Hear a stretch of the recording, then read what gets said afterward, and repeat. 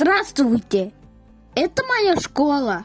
Я учусь в 29-й школе имени Турмагомеда Истилеева, откуда у меня появился интерес к моей работе.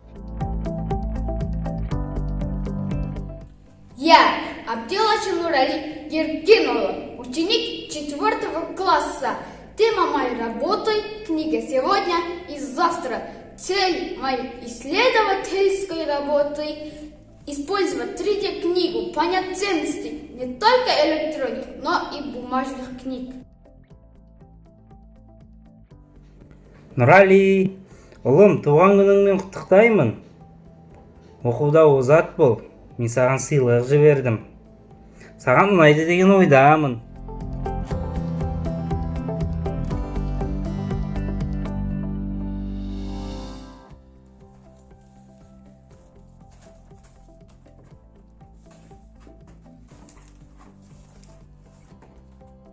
Папа на день рождения подарил мне книгу.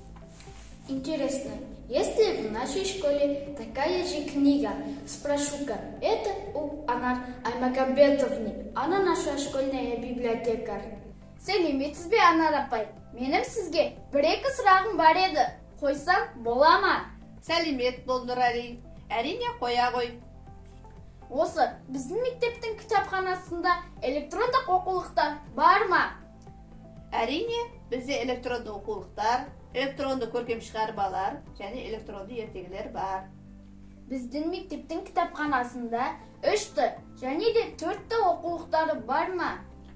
Болашақта біздің мектепте 3-ті, 4-ті оқулықтар келе ме?